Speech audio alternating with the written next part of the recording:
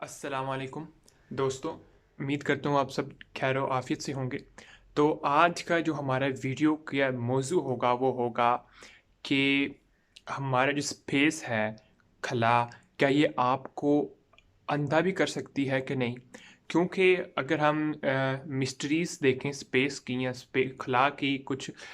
Mystery तो हमें एक न्यूज़ और एक आर्टिकल मैंने पढ़ा था जिस पर उन्होंने बताया हुआ है कि जो स्पेस है वो आपको ब्लरी विज़न जो है, ब्लड विज़न जो वो आपका कर सकती है स्पेस। यानी इनडायरेक्टली कि आप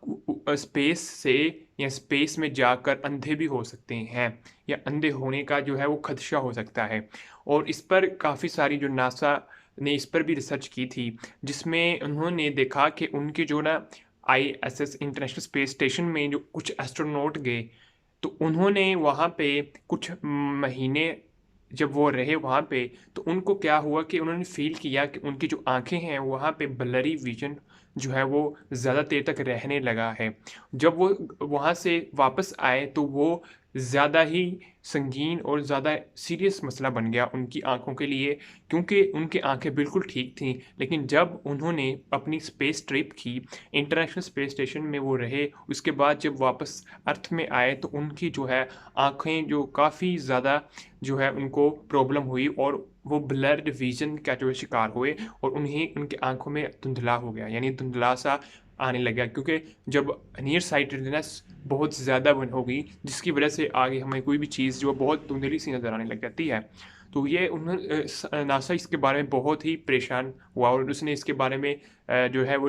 रिसर्च करना शुरू की कि आखिर क्या या इसकी वजह क्या है कि स्पेस में रह कर हमें जो है ना ब्लरी विज़न क्यों आता है।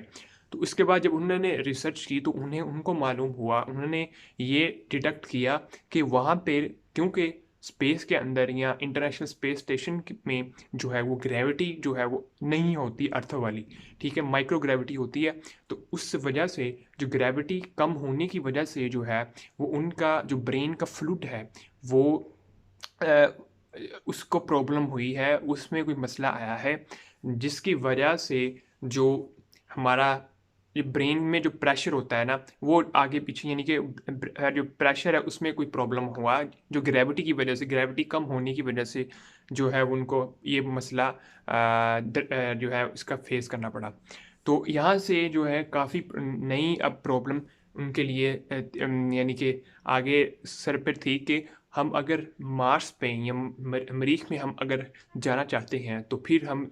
इस तरह तो हमने वहाँ पे इतना अरसा रहेंगे, ये 6 महीने, साल, 2 साल, तो फिर वहाँ पे अंधे हो जाएँगे जो एस्ट्रोनॉट जाएँगे। तो ये अभी बहुत बड़ा चैलेंजिंग इनके लिए होगा कि कैसे हम जो है वो स्पेस में जाएँ और हमारी नज़र जो है वो ठीक रहे, ब्लर विज़न ना आए। और इसके मुतल्लिक अगर हम देखें, तो ये एक काफ़ी इम्पोर्टेंट एक बहुत ज़्यादा इम्पोर्टेंट एक कॉन्सेप्ट है या एक बात है जो कि नेक्स्ट फ्यूचर में स्पेस ट्रैवल के लिहाज से बहुत अहम है, क्योंकि अगर हमने स्पेस ट्रैवल करना है तो हमें इसको भी बहुत ज़रूरी देखना होगा कि हमारी जो है वो सब चीज़ें ठीक रहें, ठीक है? तो अब हम अगर देखें तो एक मैं पढ़ा था उसके अंदर कि बायोलॉजी के एक जो है ब्लरी विज़न जो कि कुरान पाक के अंदर इसके बारे में डिस्कस है और इसमें अभी तक जो साइंस तो नहीं इसके बारे में प्रूव किया वार्म होल्स के बारे में, लेकिन साइंस अभी काफ़ी हद तक जो है ना आगे फ्यूचर में देखते हैं कि क्या कहती है। लेकिन हम वैसे ही अपनी जो है वो सोच सकते हैं या हाइपोथेसिस या अपनी जो है वो यानी कि इसे बिल्कुल हम पक्का नहीं कह सकते, लेकिन हमारी जो है लिमिटेड सोच के मुताबिक कि एक सूरत नंबर 15 में कुरान पाक की 14 टू 15 आयत अगर आप पढ़ें, तो आपको वहाँ से मालूम होगा जिसका मफ़हूम कुछ यूँ है, अगर हम आसमान के दरवाज़े भी खोल दें इनके लिए, ठीक है ना? तब भी जो वो अपने यानी उनकी आँखें बंद जाएँगी, उनकी आँखों में यानी कि वो धुंधला हो जाएगा और वो कहेंगे कि हमें हम पर किसी ने जादू किया। तो यहाँ पे 2 चीज़ें हमें जो है मिलती हैं। एक कि आसमान का दरवाज़ा, ठीक है? अब हम इस पर भी बात करते हैं कि ये आसमान का दरवाज़ा किस सेंस में हम ले सकते हैं और दूसरी बात ये है कि जब हम उसमें ट्रैवल करेंगे आसमान के दरवाज़े से, तो हमें जो है वो आँखें में धुंधला आंखें बंद या आंखों पे प्रॉब्लम आएगी, को प्रॉब्लम फेस करनी पड़ेगी और हम ऐसे कहेंगे कि हमें हम पर किसी ने जादू किया है। तो ये यानी कि काफ़ी इम्पोर्टेंट एक कॉन्सेप्ट हो सकता है। तो जहाँ तक आज तक की साइंस अभी तक जो वार्म होल्स की सिर्फ प्रोबेबिलिटी ही दे सकती है कि इस तरह के हो सकता है कि इस तरह कुछ चीज़ें हों, कुछ स्ट्रक्चर्स हों जो कि एक जो है ना जगह से दूसरी जगह ट्रैवल करने के लिए स्पेस के अंदर हो और हमारे बहुत सारा टाइम जो है सेव कर लें, मिलियंस लाइट ऑफ ईयर्स सिर्फ एक ही मिनट के अंदर हम कर सकते हैं, वो भी वार्म होल के जरिए, जो कि टनल्स हैं स्पेस में के खिला आसमान के रास्ते हैं। ठीक है, तो यहाँ पर अगर हम देखें तो यहाँ से तो साफ हमें यार मालूम हो रहा है कि आसमान के रास्ते हैं, कोई ना कोई तो होगा जो आसमान का रास्ता है, क्योंकि आप वसल्लम जब मेराज किया तब भी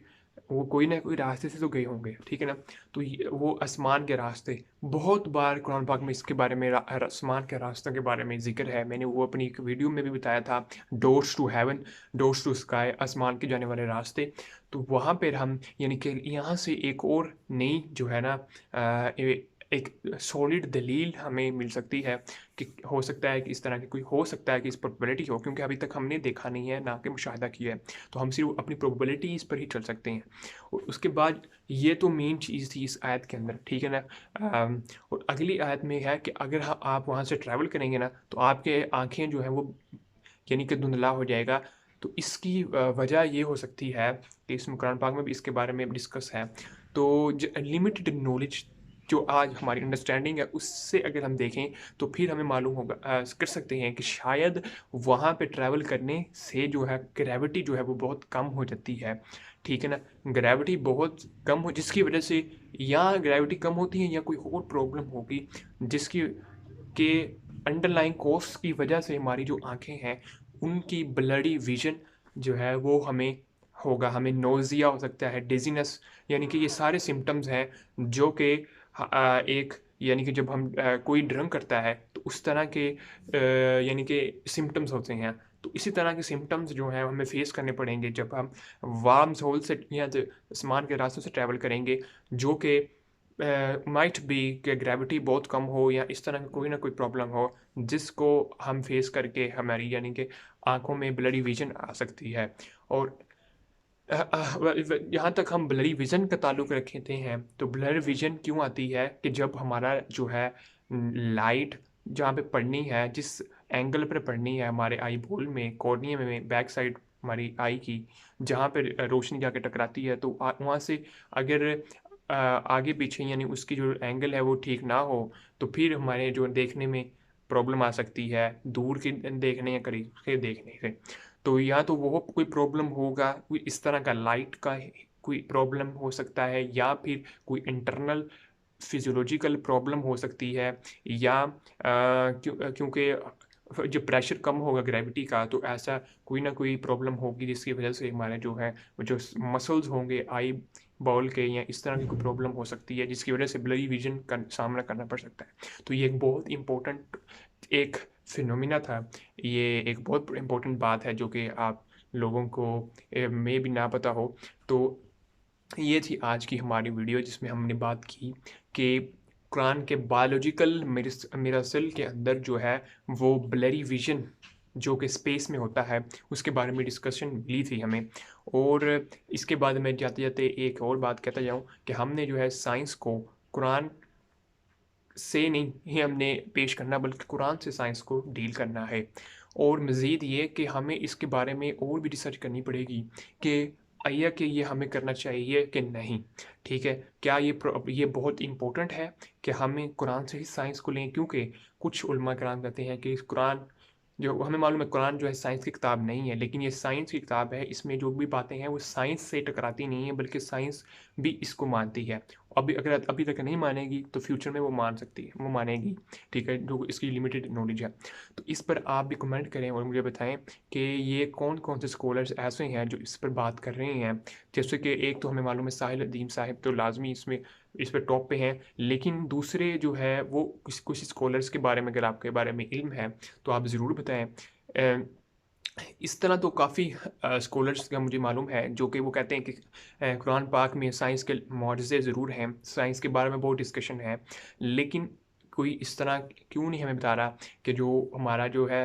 फ़िरकावारियत this is a small issue and atheism science जो कि is the peak of knowledge आज के ज़माने का ईरा आज की ईरा का पीक नॉलेज जो साइंस है, इसको किस तरह डील करना है, इसके बारे में क्यों नहीं डिस्कस करते हैं? अगर कोई करता है तो आप मुझे लाज़िम बताएँ। और जिस तरह के पहले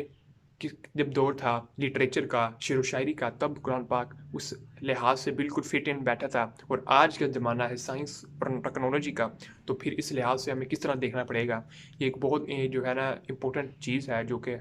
हम इंशाल्लाह ताला इस पर ज़रूर गौर करेंगे और इंशाल्लाह नेक्स्ट वीडियो में हम एक और नए टॉपिक पर लेकर जो है वो डिस्कशन करेंगे इंशाल्लाह। तब तक इजाज़त दीजिए। अल्लाह हाफ़िज़।